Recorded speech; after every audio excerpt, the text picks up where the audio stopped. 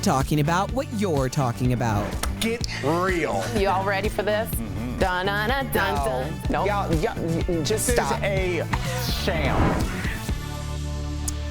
Welcome to DBL. Happy Wednesday, everybody. Everyone looks great up here. Thank you. We're going to start with some sad news today, Al. I know Tori texted us last night, all of us together. Yeah. And, a passing of a legend in my mind. Absolutely. I don't even think it's up for discussion. Absolutely. So we're speaking of John Madden, of course. The NFL Hall of Fame coach died yesterday. He was 85 years old. The league said he passed away unexpectedly Tuesday morning. Madden was an iconic figure in NFL history. He had an incredible career and, of course, won Super Bowl 11 back in 1977.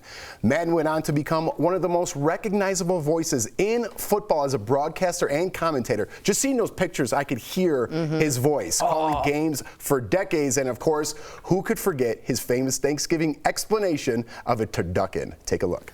I can't say I need fresh turducken. I'm going to have crazy turducken. It's really 5 different things. It's a chicken, a duck, a turkey, and 2 kinds of dressing. And you see, you cut it like right down here. See, and then this is what it looks like inside. See, so you got turkey, then duck, and then dressing, and then chicken. And, of course, he's also hugely popular for the Madden video game, which has sold more than 130 million copies and is reportedly worth around $4 billion. I actually thought those numbers would be a little higher because it's been decades that game has been out. Right. But going back to Madden, what a career. He's in the Hall of Fame, NFL Hall of Fame twice, once as a broadcaster, once as a coach. And I almost started crying yesterday watching that because he was part of my life. He was part of my dad's life, right? Like, how many generations did it stretch? And when they showed a clip of him, he goes, I didn't work a day in my life. I played football, became a coach, and then became a broadcaster. He goes, I have the luckiest job in the world, the greatest life in the whole world. And what a guy, what a stand-up guy. And I think he was who he was on camera as well as off camera, right, Tori? Yeah, my father-in-law is a sportscaster for Chicago, but mostly the Bears and football, and knew him really well. And there's pictures of them together. And we watched the Christmas special that just came out that apparently he was able to watch too, John Madden of himself, which was beautiful. But my father-in-law is a guy that doesn't like fake. So he always said that guy's the same on camera, off camera. The fame didn't affect him at all. He was just that guy. And to be honest, his style of being just real is what we emulate today. So you see, he spawned an entire generation of just being like yourself on TV, and that really worked for him. And may he rest, because he was just a legend, as you said. I mean, you're talking about things that he inspired. I mean, they weren't giving away turkey legs to the best player on the field for the Thanksgiving Day game until John Madden. So now that's a thing. They weren't giving turkey legs until John Madden. And this may be a little bit of a reach, but John Madden famously did not fly. He never flew. So he had buses. He had the Madden cruiser. It wasn't buses. He had his own nice thing. RV. And I honestly think that a lot of people, especially depending on what age you were, kind of looked at that and were like, hey, we're about to retire. Why don't we get an RV and cruise the country? And I really think that John Madden, at least for me, was the first time that I realized you could have kind of a camper you lived on and just tour around with. It wouldn't be a bad life for me to retire. My grandparents did that across the country in an RV, and I'm like, that's the way to go. That's cool. Yeah, I'm all in. So rest in peace, John Madden. You will definitely be remembered. So a couple of high-profile celebrity divorces have been settled. Everyone could rest easy. Oh, thank God. First, Dr. Dre has to pay his ex-wife, Nicole Young, $100 million, a fraction of his estimated $820 million. That's a large fraction. I don't know if I put fraction in there. Fraction. 50,000 would be a fraction. $100 million cannot be called a fraction. Of but anything. Let it be. So Nicole asked him to pay her $2 million a month, but the couple had a prenup, which meant Dr. Dre got to keep things like their property and, I think a big one, the rights to his music. Yeah. That's a big one. And it only took 10 years, but Arnold Schwarzenegger and Maria Shriver are finally divorced. TMZ said the reason for the delay came down to a lack of motivation and the difficult process of dividing up their properties and assets, said to be worth about a fraction of $400 million. That's nothing. Wow. It's a fraction. It's just a fraction of a billion. It's a fraction of a billion. The divorce came shortly after news leaked that Arnold had a son with the family's housekeeper. Important note there. Classy. Classy with a capital K. I remember when that story came out, and now we're looking, and his son is grown. Yeah. And I mean, and wants to be a bodybuilder and actor. He's kind of following in the footsteps. Very much. Yeah. So. I mean, maybe in the future he'll sleep with his housewife.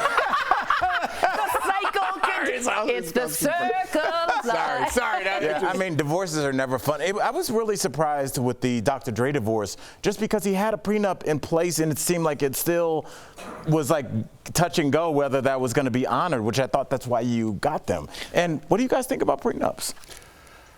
Listen, if you, I don't know. It's a tough one, man, because it's a tough one. If you're going into a relationship saying, let's get a prenup, you kind of betting on that it might not work, which is 50-50 at this point, right? If you have a fortune, which Dr. Dre did not. He didn't have Beats before he met Nicole, right? So at that point, he did have a lot of assets. He did have his music. You might want to think about it if you have a lot of assets, a lot of money, just because it's difficult to break up. And then who gets the majority of that? The lawyers. Right. These lawyers are cleaning up with these things. I say if you have any aspirations, even thoughts of having a big career like a Dr. Dre, get yourself a prenup. And in today's day and age with 50-50 divorce rate, this generation coming up, I think, sees it as a prerequisite almost, because it makes things easier, it makes things less expensive, and it's clear cut. And I think I know it sounds unromantic, it will save you in the long run. Do you, I don't want to get too personal, do you have one? I don't. So you don't take your own advice? Don't you have aspirations? I was planning on doing one for a very long time, and then we never got around to it. And as I'm speaking, I'm like, I can't believe that happened. But at some point, you're right. It is sort of like this weirdly unromantic thing to bring to the table. So Tori's girl advice, is don't all drink over alcohol while on TV. Yeah. This is full of rum, but what the hell, you know what I mean? Cheers, buddy. Just kidding. All right, so earlier this week we told you about Oprah's strict policy for guests during Christmas. Everyone had to be vaccinated, boosted, tested, and quarantined before they were allowed to come to a welcome party for Gayle King's grandson at Oprah's house. So guess who didn't make it to the actual event?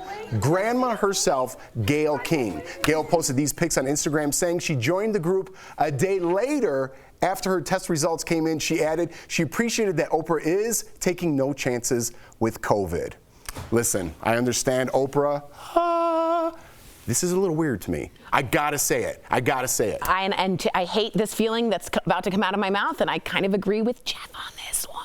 I think you're both wrong. Give it to me. Tell us why. Because if she makes an excuse, it makes an exception for Gayle, which I love y'all. I would make an exception for you guys. The grandmother of the... Yes. No matter what your title, it's either you have rules or you don't, especially when it comes to COVID. Can't go... So if she allows Gayle to come and Gayle is infectious, then all the things she put in place mean nothing. So it's either you wait. So if you... Just wait. Elijah, how old is Elijah now? 13. 13. So when he turns 14... If, knock on wood, something happens and you plan a party for him, you're going to continue the party and he's going to come the day later? That's what we'll have a glass barrier. Just eating his cake right in front of him. This is delicious. Sorry, buddy. You can enjoy it tomorrow. Running our batteries in the portal. Bye. I think if anyone can switch, move a day, a couple days, a week, it's Oprah. She had a full-on Lion King theme. Women were singing, is that what they were doing? Yes, it was a full Lion King, and they were welcoming Simba into the crowd, and not to have Gayle there, who loves Luca. I follow Gayle on Instagram. You hear that? And to not have Gayle there feels so heartbreaking. Now, I know they're best friends, and I also know Gayle is really happy that Oprah is really strict, because so is Gayle. I know there's no hard feel. Yes, but I've got to imagine deep down, just wait a day. I didn't get that I part. heard Stedman was like, hey, let's wait a day, and that's the reason why Oprah had it on that day. No. Of course no. I'm just joking. Jeff, you have a low-key obsession with Stedman. I want to be his friend. Yeah. I'm like, Stedman, do you need someone to talk to? What's going on in there? You know he makes great money on his own. Who said money? But I'm talking about his feelings, Tori. It's not all about money. I'm sorry. Miss Prenup. No prenup over here. All right, Miss Heartless. Hey, guys, if you fall in love, get yourself a prenup, because it's going to end in a divorce. I'm trying to avoid further expenses down the line, which I think this generation understands. I think there's going to be app, like you said, and we all made fun of it. Remember season 1 for consent? I don't think that's that far off. And you heard it, I have the logo and everything. Yeah, you're separated. Separated. Ooh, you it's get an app that separates you. And he has the whole logo. The it logo should be easier for a non-contested divorce to happen. Correct.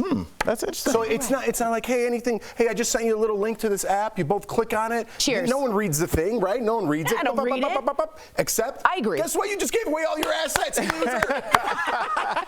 Terrible. Oh, I love love. Coming up on DBL with all the craziness of the last few years, should we cancel our New Year's resolution? We asked a psychologist for his take, but first, Justin Hartley says marriage, it doesn't have to be that hard. Okay, buddy. Right, Tori? Yeah, this guy stinks. Wow, leading right into what we're talking that about. jacket. And we're going to continue it coming up next. I don't like the shirt on. No, the shirt looks terrible with it. Closed captioning provided by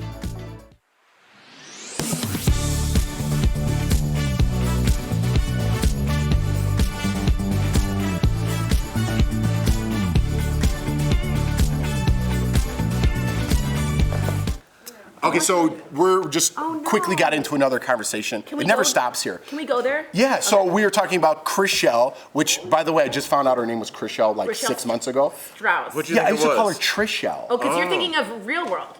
That's what it is. Yeah. I think They I have even the same said kind of hair. Trishelle I a think you couple did. times on the show. I think But you did. anyways, we just got into that, and then we're going to talk about Selling Sunset. Yes, it's on Bravo. It's on Bravo, but she, again, we should wait till, well, we won't get into this on Let's air. talk about prenups. I want to get into this because Chriselle was Right. famously married to Married to Justin this guy Hartley. we're about to talk about, Right. Justin. Then she went on Dancing with the Stars, started dating that guy, kind of gave him some bad press. Then she started dating Jason the boss, Oppenheim. her boss, Jason Oppenheim, on Selling Sunset. They broke up. Because she wanted kids, and he didn't. She's got this kind of pattern. Or would you say that she's dating? In her world, which is smaller because of COVID, she finds the people she's closest Well, I to. don't think she had great things to say about Justin. She didn't have great things to say did about not. the Dancing with the Stars But guy. she and Jason are super close still. Because she wanted kids and But it's actually weird. yesterday said, I'm freezing my eggs, and posted a picture saying Jason didn't want that, and they're very open about it, and that's fair. Okay, so you don't think there's anything there? I'm just I mean, are you just kind of, is that an assumed risk when you date somebody that's in the public eye that if it doesn't go well, they're going to say negative things? Yeah, I don't know. It's just, I don't know, man. I don't know where I'm reaching at. Like, if she gets a movie, She's gonna date is she that going to guy, date that right, guy? right, That's right, kind of what I'm right. going at. If there's And a I don't know if pattern, that's, right. I mean, it makes sense because you're together all the time. Right, But and COVID makes you... I would maybe like if me and my wife broke up, who we met on Big Brother, if you don't know, I wouldn't go on another reality show to try to date somebody. That's like It'd be the Tori. last thing on my mind. It's like Tori from The Challenge always dates someone in And the house. it bothers and me. it's sort of like, wait, can you not get through? But I'm someone who, when I was younger, I was a serial monogamist. So I went from boyfriend to boyfriend to boyfriend. So I was not happy being alone. So maybe she's not happy being alone. But maybe it's also, if you are the person, the man, you elevate your status because she's going to talk about you and get your name out.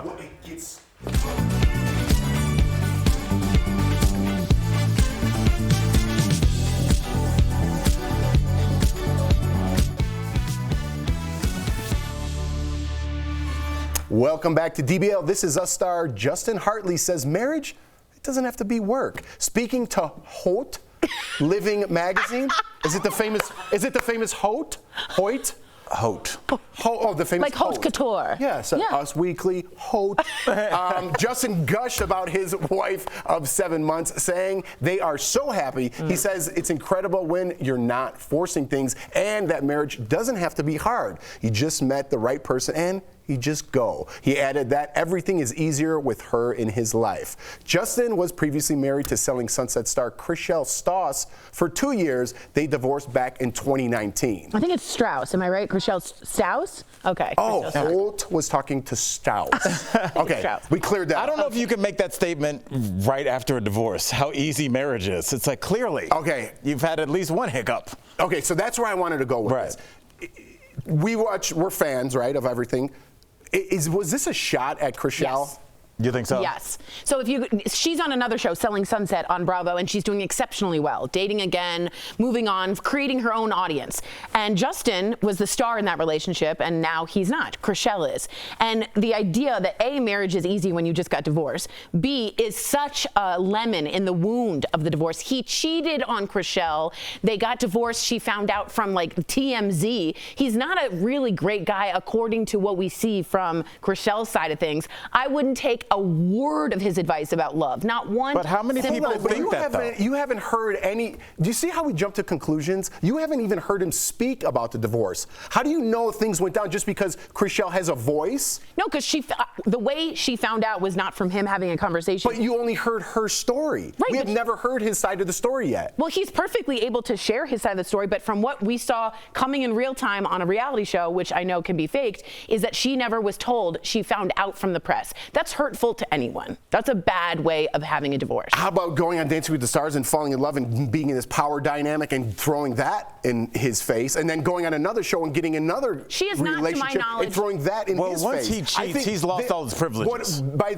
saying that, I'm not saying one person's right, one person's wrong. I think they're throwing it in each other's face. I think this was a message to Chrishell, and what her dating record, I think, was thrown back in his face. See, I think she's never said a mean word about him. She's just cut him off from speaking about it. And I think this was so transparent. I mean, marriage is easy. It's not hard work. But how many people feel that way? You watch movies. I think a lot of people, especially if you've never been married or divorced, you look and you're like, I've seen movies. You find somebody, you're a quirky couple, and you find your guy or your girl or your they, and you move forward. And I think a lot of people really think that it is easy. And then when they get into a marriage, they're like, oh my goodness, this is work. And I think a lot of people are like, I didn't really sign up for this. But this guy was married and divorced, so why is he saying it's easy? But I think you do have to go through some bad relationships, and that's not meaning you can't find love at first sight, but I think you have to go through bad relationships to appreciate the good ones. And maybe for him, even though he's not speaking out on it, it was a rough marriage for him as well. And now he's with someone that he found, his they, right? But maybe keep it to yourself and not splash it in front of, it just felt like a jab.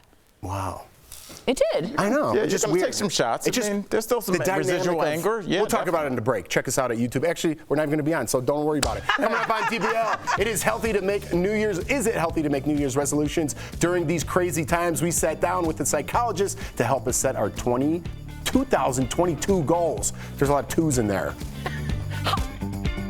We all know.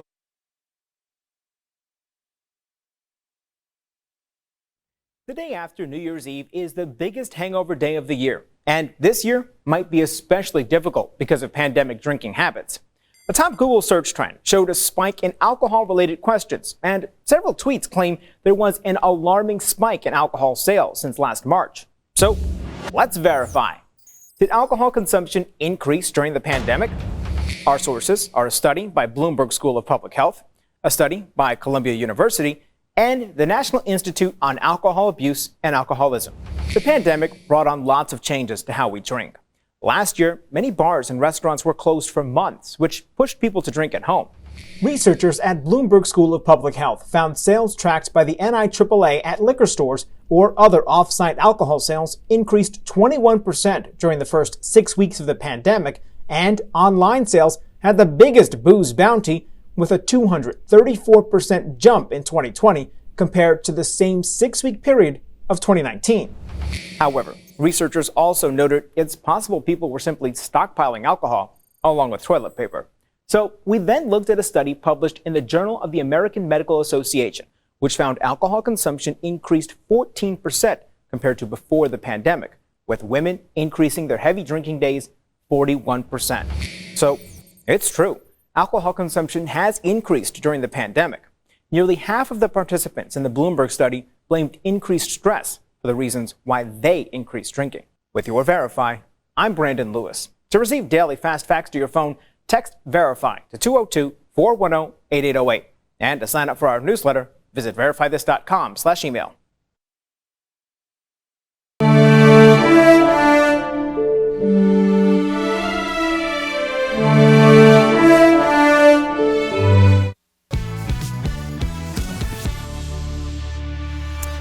Welcome back to DBL. If you feel like you packed on pounds this holiday season, I feel like that was written directly at me, not for me, and have vowed to shed them in the new year, well, you're in luck, both of us. Psychologist Dr. Greg Cason joined us earlier with resolution tips to kick off the new year. Take a look. So, Dr. Greg, we talked about Valerie Bertinelli's body image breakdown. She shared that she was unhappy with how she looked in a recent photo. What's the best way to pick up ourselves after feeling like that? Because a lot of us were able to relate to her video. Yeah, I think that's one of the things. It's a universal video. Almost anyone who's been on a weight loss journey has been there. But instead of putting yourself down, which will actually make things worse, compassion is key. You've got to be able to look at yourself and say, hey, I understand. We all make mistakes. We all fall down. This happened. I'm going to I skinned my knees, so I'm going to just have to get back up and start back on that journey, but not put yourself down. I want to actually incorporate myself into this because I kind of find it motivational to put myself down, and that's gaining weight. That's one example during the holidays. I know I'm going to put it on, but should I ever shame myself because I know I'm going to start crushing the gym in the new year? Huge misconception. I can't even tell you how bad that one is, because what it does is it may fuel the behavior short term, but then it fills you with shame, which will cause tension, which will lead you back to the very thing that caught you gaining weight again. So you're going to probably eat more, or you're going to stay away from the gym. So that is actually, it's good for short-term motivation. It's not good for long-term. So shame can't equal motivation in any sense? Shame can equal motivation short-term, but what it does is long-term damage, which will cause you to do things like overeat or stay away from the gym or drink too much, etc. That doesn't sound like me at all. You just got a free therapy session in 2 minutes. Very well done. I didn't want to embarrass you. Well, I have to ask you because, it's almost a running joke now, like which one of your New Year's Eve resolutions are you actually going to follow? So they've gotten a bad rep because most people fail at them. They don't carry them out. So should we just cancel New Year's resolutions altogether? No, absolutely not. New Year's resolutions are actually really kind of a positive thing for most people. They make you feel more confident, more in control. There have even been studies that show some people feel taller when they make a New Year's resolution and stronger, oddly enough. It's just that act of making a resolution.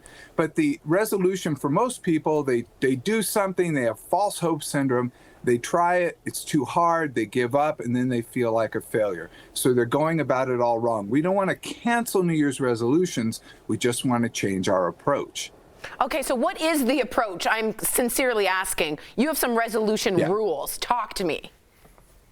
So resolution rules, first of all, you want to think the number 1. We may have a lot of 2s in the year coming up, but 1 is the magic number. So number 1 is the 1-minute rule. Everyone can do something for 1 minute a day.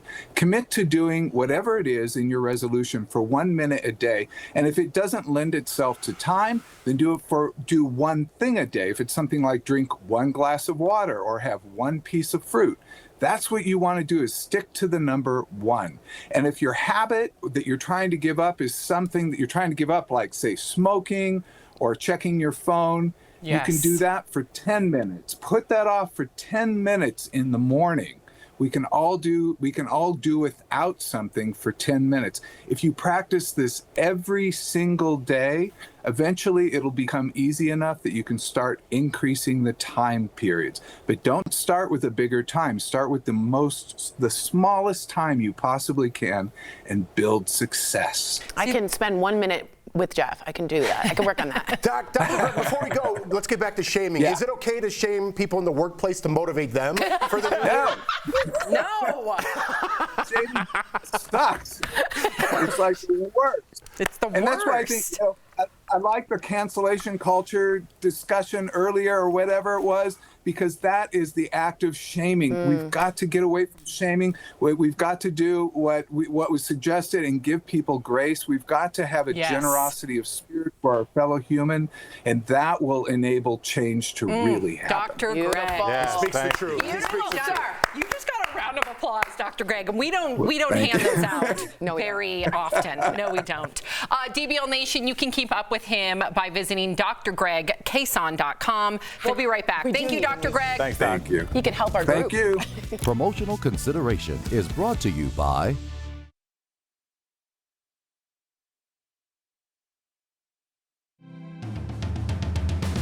However you're celebrating, make DBL a part of your holiday cheer. What's up, homie? I can tell she was feeling something, so I tell. Erica blushed for Alfonso Ribeiro. Would you have been cooking naked? Cooking? Yes, on our last show. the most wonderful time of the year. Am I right? Say yes. Absolutely. Yeah, I got chills. Me too. Clearly. DBL is always all new every day. Omicron became the U.S.'s top variant less than a month after it was first reported to the World Health Organization. Some of those who are testing positive are people who are already fully vaccinated, leading to questions like these on Twitter, wondering if Omicron is somehow targeting vaccinated people. So let's verify. Can the Omicron variant specifically target a vaccinated person? Our sources are the Centers for Disease Control and Prevention, the WHO, and Dr. Paul Benash, a virologist with Rockefeller University. All of our experts say viruses are incapable of targeting people. What makes Omicron different than other variants is its ability to evade some antibodies that are produced when a person gets vaccinated. This is really the product of viral evolution. And the virus has evolved to evade the antibodies that it encounters in individuals, and also to transmit from individual to individual more efficiently. The CDC and WHO call this immune evasion. Omicron is also highly transmissible and came about just as people began gathering indoors again, which is partially why it's spreading so quickly. It's sort of an arms race between virus and antibodies. The antibodies are learning to bind tighter and tighter to the original virus and all the viral variants that they encounter.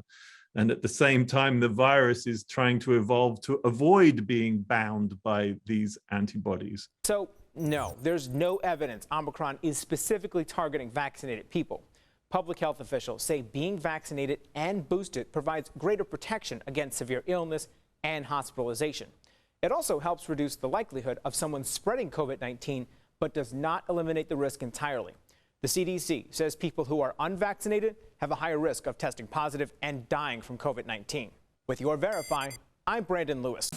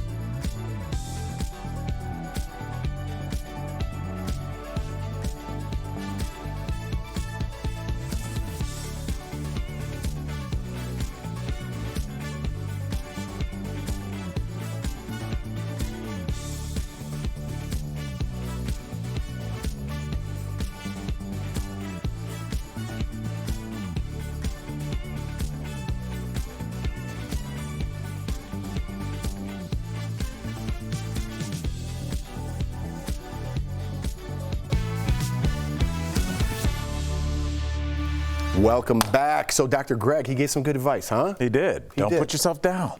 I don't know, man. Listen, I think he's giving like base camp advice, and I want to get to top of Everest. Oh. I need a good kick in the pants. See, I want to go to the hotel away from Everest. I don't want to. I'm not doing that. I'll be home watching you guys. Yay, you too. All right, guys. DBL's new every day. We'll see you tomorrow, same time, same place.